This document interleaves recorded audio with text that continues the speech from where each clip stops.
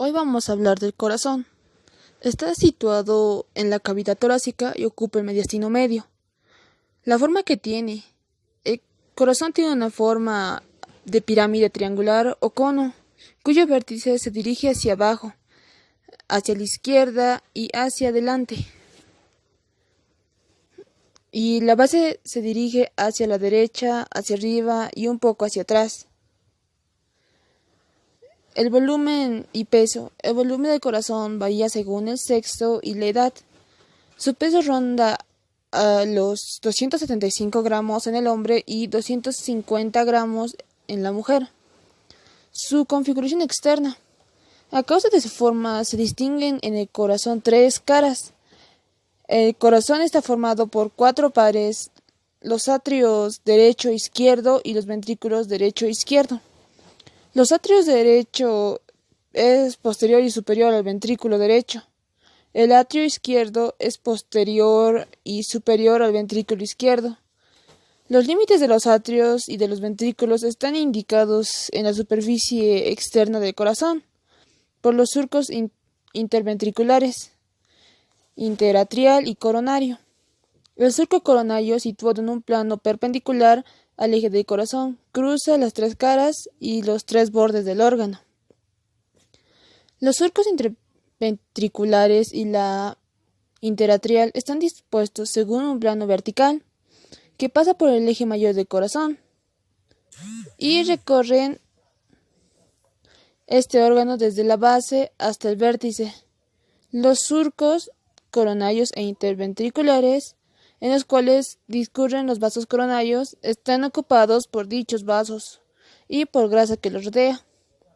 Sus caras. Las caras se presentan en una primera anterior y esternocostal, la segunda inferior o diafragmática y tercera lateral o pulmonar, derecha e izquierda. Cada una de ellas está dividida por el surco coronario en dos segmentos, uno anterior o ventricular y otro posterior o atrial. Cara anterior o cara esternocostal. Esta cara se orienta anteriormente a la derecha y un poco superiormente. El segmento ventricular se presenta en dos zonas. A, zona posterior o arterial, que de gran parte una porción del surco coronario, que describe una curva cóncava anterior y posterior. Está ocupada por los orificios de los dos grandes troncos arteriales que se desprenden del corazón. La zona arterial, que se dispone de un plano oblicuo de anterior y posterior y de superior a inferior. La zona anterior del segmento ventricular es convexa y está dividida en dos por parte anterior y el surco interventricular. También la superficie de esta zona se orienta en sentido inverso a la de la zona arterial y se dirige superior y anteriormente y también hacia la derecha. El segmento atrial se presenta superiormente a la zona arterial del segmento ventricular y amplia de presión en forma de canal abierto. El fondo del canal corresponde al tabique que separa los dos atrios. Estas prolongaciones son las orejuelas o aurículas de los atrios. La orejuela derecha, que tiene forma de pirámide triangular, presenta un segmento auricular de la cara anterior o derecha, una cara medial o izquierda de una cara y una cara inferior que rebasa el surco coronario. Se confunde con el atrio y se enrolla sobre la pared lateral derecha de la aorta, y su vértice libre se extiende al surco aórtico-pulmonar.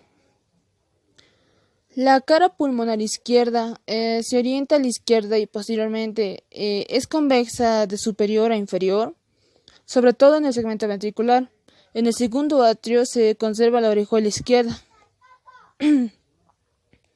Sus bordes. Las tres caras del corazón están separadas entre sí por tres bordes, uno derecho y dos izquierdos. El borde derecho, situado entre la cara anterior y la inferior, es agudo. Los bordes izquierdos son redondeados. Su base corresponde a las aurículas y con confluencia con los grandes vasos. Se orienta hacia atrás y a la derecha y con ella aparece en un tenue surco interauricular. Asimismo, prolongado el borde derecho de las cavas, en la superficie auricular aparece un surco terminal o surco de His. El vestigio embrionario derivado del desarrollo diferente a distintas regiones de la pared auricular. El vértice es la parte más prominente del ventrículo izquierdo y se nota un latido en el quinto espacio intercostal a unos 15 centímetros del borde external. Sus relaciones. Está rodeado por una envoltura fibrocerosa, el pericardio. Las conexiones que existen entre el corazón y el pericardio se describen de esta membrana.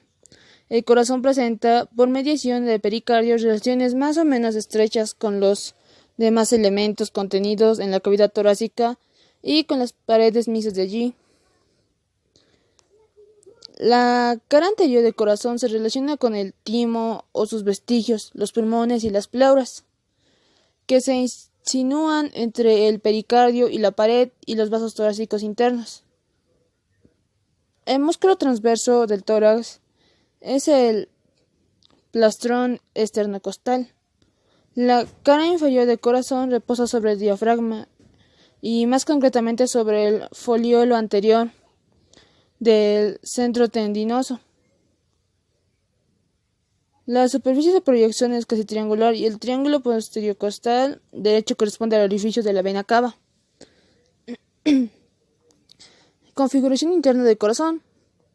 El corazón se encuentra formado por músculos lisos, el miocardio, cuyas características contráctiles le confieren una especial importancia. Siendo víscera hueca, se encuentra dividido en dos cavidades por el tabique cordis. La comunicación entre los sectores auricular y ventricular se realiza por los orificios auriculoventriculares que se encuentran provistos de un armazón fibroso que presta inserción a las cúspides de las válvulas.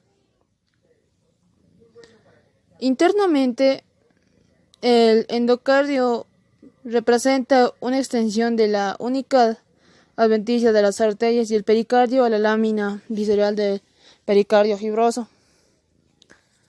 Los ventrículos. El ventrículo izquierdo es el que tiene las paredes más anchas, ya que debe bombear la sangre oxigenada hacia todo el organismo.